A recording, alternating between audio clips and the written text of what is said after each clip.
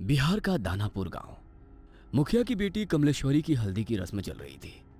कमलेश्वरी अपने माता पिता की इकलौती बेटी थी। बहुत लाड प्यार से पाला था उसे मुखिया ने। बेटी बड़े घर में जाकर राज करे, यही इच्छा मन में दबाकर वो अपनी बेटी के रिश्ते की बात एक बहुत बड़े घराने में चलाता है। कमला की सुंदरता पर मोहित होकर किसी जमाने में जमींदार रहे अखिलेश बाबू अपने बेटे कुलदीप के लिए कमला को पसंद कर लेते हैं। फुलवा, ये ले, ये हल्दी उपटन और पानी बिटिया के ससुराल से आया है।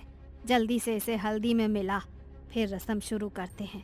काकी की बात सुनकर कमलेश्वरी की माँ फुलवा जाकर बिटिया के ससुराल से आई शगुन की हल्दी घोल कर ले आती है।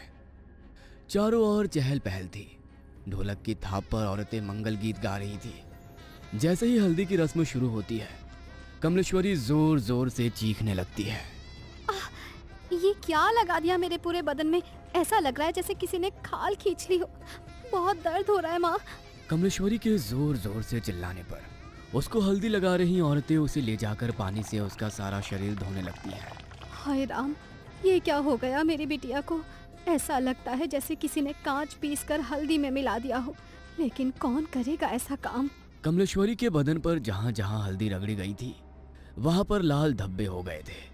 दर्द से दुल्हन बुरी तरह छटपटा रही थी और उसकी माँ और बड़ी माँ उसके घावों पर मलहम लगा रही थी। छोटी, मुझे तो ये कोई सामान्य घटना लगती है। अरे घर में बाहर का है कौन? ऐसे कौन बिटिया की हल्दी में कांच मिला गया? कोई छोटी मोटी बात है क्या? अरे वो तो शुक्र है कि मुंह पर नहीं लगाया था, वरना पूरा चेहरा बिगड़ जाता बेचारी का। मेरा तो दिमाग ही काम नहीं कर रहा है जीजी। कौन हमारी कमला से जलेगा? इसने क्या बिगाड़ा है किसी का? शादी ब्याह का माहौल था। दोनों देवरानी जेठानी वैसे तो इस घटना से अंदर तक डर गई थी, लेकिन फिर भी इस समय कुछ भी सोचने के लिए उनके पास ज्यादा समय नहीं था। 2 दिन में कमला की शादी थी। घर में ढेरों मेहमान जमा थे। उनके खाने पीने की व्यवस्था करने के अलावा दोनों देवरानी जेठानी को तमाम रस्में पूरी करनी थी। इसलिए इस बात को यहीं दबाकर वो शादी की तैयारियों में जुट जाती हैं। अगले दिन सुबह, माँ, कमला के ससुराल से शादी का जोड़ा और शगुन आया है, जाओ जरा देखो तो।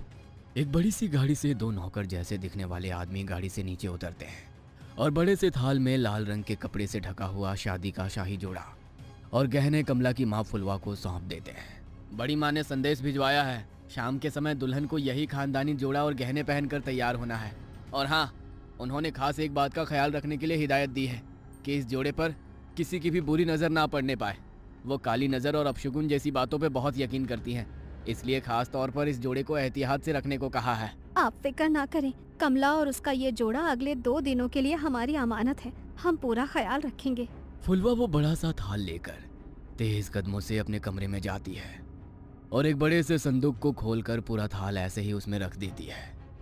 पूरा दिन शादी का भाग दौड़ में बिताने के कारण फुलवा को याद ही नहीं था कि उसने कमला को उसके ससुराल से आया जोड़ा दिखाया ही नहीं है। अगले दिन दोपहर 4 बजे, फुलवा, अरे कमला को तैयार करने का समय हो गया है। इसके ससुराल से जोड़ा आया था ना, कहाँ रखवाई हो? जाओ ले आओ। चूड़ी पहनाकर हम शगुन कर देते हैं, उसके बाद इसकी सहेलियां मिलकर उसको सजा देंगी। मेरे तो ध्यान से ही उतर गया है जीजी। एक बार खोलकर देखा भी नहीं मैंने कि उन्होंने क्या क्या सामान भिजवाया है। फुलवा तेजी से पल्लू अपनी कमर में खोसते हुए अपने कमरे में जाती है और संदूक खोलकर वो थाल लेकर सीधा कमला के कमरे में पहुंचती है। ए छोटी, ये क्या भिजवाया है इसके ससुराल वालों ने? अरे दिमाग तो ठिकाने पर है। ये लाल रंग के शगुन के जोड़े के साथ काले रंग की चूड़ियां कौन भिजवाता है? अरे ये तो अपशगुन होता है।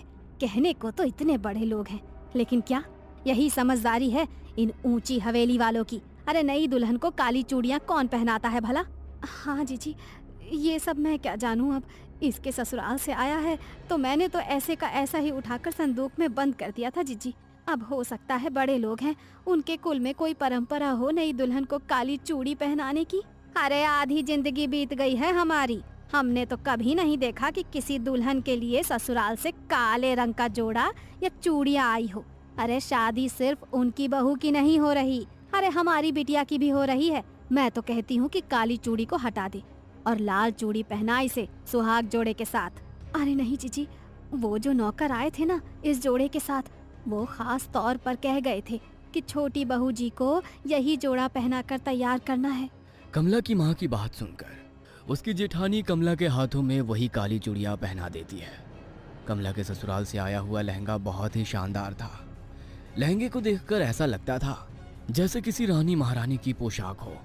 जैसे ही कमला की सहेलियां दुपट्टा कमला को पहनाने लगती हैं, तभी एक सहेली जोर से चीखती है और वो 2 कदम पीछे हट जाती है।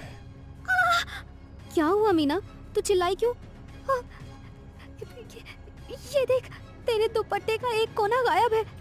ऐसा कौन करता है? इस तरह का कटा फटा लहंगा दुल्हन को कौन भिजवाता है? कमला की सहेली की चीख सुनकर फुलवा एक बार फिर दौड़ते हुए बेटी कमला के कमरे में आती है और जैसे ही वो दुपट्टे का कटा हुआ कोना देखती है, अपना माथा पकड़ लेती है। हाय राम, ये क्या अपशगुन हुए जा रहे हैं? मुझे तो समझ ही नहीं आ रहा। भगवान, ऐसी क्या भूल हो गई है हमसे? पता नहीं इस कमला का ब्याह शांति से निपटेगा या नहीं। अरे माँ, जाने दो ना, जिसने सिला है उसी से गलती से कट गया होगा। और ये माधुरी है ना, ये ऐसे पहनाएगी कि ये हिस्सा नजर ही नहीं आएगा। बेटा गलती से कटता तो ऐसे ना कटता। तेरा दुपट्टा देखकर साफ समझ में आ रहा है कि किसी ने जानबूझकर इसका एक दुपट्टा काट कर निकाला है। अरे माँ जी, ऐसा क्यों करेंगी? और ऐसा तो हो नहीं सकता कि यहाँ भेजने से पहले उन्होंने लहंगा देखा ना हो। जरूर दर्जी से गलती से कट गया होगा। फुलवा अपने पति के पास जाकर, ए जी, सुनिए ना, कुछ तो अपशगुन हो रहा है। कुछ तो है जो ठीक नहीं है। हम ये शादी करके ठीक तो कर रहे हैं ना? बार बार ऐसे संकेत मिल रहे हैं कि कुछ अनहोनी होने वाली है। अरे तुम औरतें बस शगुन अपशगुन ही करती रहो हर समय। इतने बड़े घर का रिश्ता ढूंढ कर लाया तेरी बेटी के लिए। नौकर चाकर राजमहल सब है उनका। और क्या चाहिए तुझे? सारा जीवन दिया लेकर ढूंढोगी तब भी ऐसा लड़का नहीं पाओगी अपनी बेटी के लिए। हाँ। पति की गुस्से से भरी आवाज सुनकर फुलवा चुपचाप जाकर मंडप सजाने लगती है। जयमाल के लिए पूरी तैयारियां हो चुकी थी। कुलदीप आकर अपने स्थान पर बैठ गया था। दूसरी ओर से कमला को उसकी सहेलियां पकड़कर मंडप की ओर ले जा रही थी। कुछ पल पहले शर्म से लाल होता उसका चेहरा धीरे धीरे बदलने लगा था। अचानक ही उसके चेहरे के हाव भाव बदलने लगते हैं और वो उसका हाथ पकड़कर लेकर आती उसकी सहेलियों को पूरा जोर लगाकर दूर धकेल देती है। देखते देखते खूबसूरत तरीके से सजे अपने बालों को नोच नोच कर वो बाहर निकालने लगती है और जोर जोर से चीखने लगती है। कमला बेटा, होश में आ, क्या हुआ है तुझे? कमला बिटिया, अरे बेटा बोल ना, क्या हुआ है? तू ऐसे क्यों चीख रही है? बोल तो। मुझे बहुत दर्द हो रहा है माँ। कुछ है मेरे बालों में। कुछ है इसमें।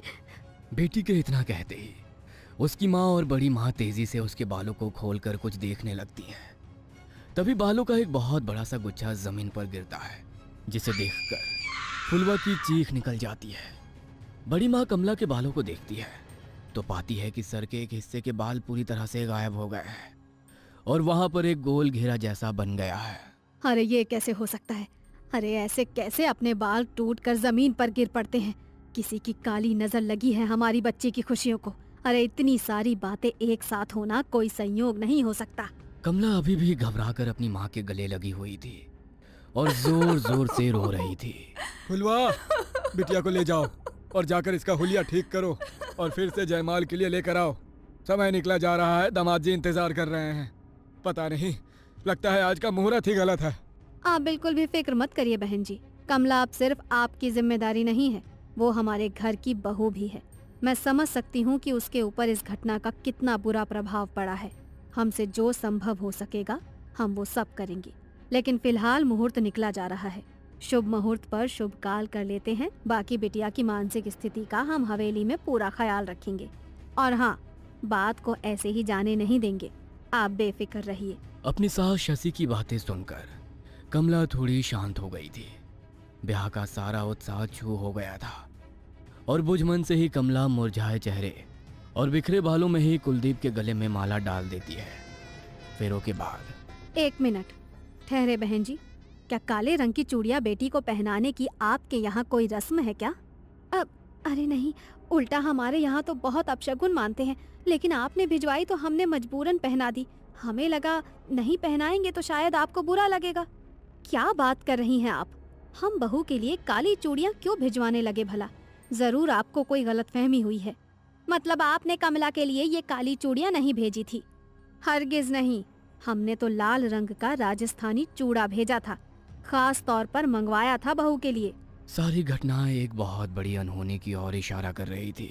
आपके घर पर ही लगता है किसी ने कोई काला जादू किया है, तभी तो आपके घर में रखे सामान पर ये सब हुआ।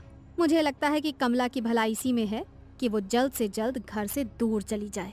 तुम ठहरो छोटी, मैं जरा पहले बिटिया की नजर उतार देती हूँ, उसके बाद कमला की विदाई करेंगे। बड़ी माँ दौड़ कर जाती है और कुछ सामान अपनी मुट्ठी में लेकर कमला के पास आ जाती है। मन ही मन मंत्र बुदबुदाते हुए वो 5 बार कमला के ऊपर से मुट्ठी में लिया हुआ वो सामान उतारती है और आखिरी बार जैसे ही वो कमला के सिर पर से नजर उतारने के बाद उसके माथे को छूती है, उसे एक जोरदार झटका लगता है और वो उछलकर दूर जा गिरती है। ये सब देखकर सभी लोग स्तब्ध थे, जुबान जैसे हलक में अटक गई थी। समझ ही नहीं आता कि आखिर हो क्या रहा है वहाँ। कमला बेटा, तुम ठीक तो हो ना? अच्छा हमें बताओ, अभी तुम कैसा महसूस कर रही हो? ठीक हूँ मैं माँ जी। चिंता मत करो, उनका पैर फिसल गया होगा इसीलिए गिर पड़ी। अपने मन में कोई वहम मत लाओ। शशि अपनी समधन फुलवा के पास आकर कहती है, अभी तो हम बहू को लेकर अपने घर जा रहे हैं। हमारे दरवाजे पर भी तमाम रिश्तेदार जमा हैं।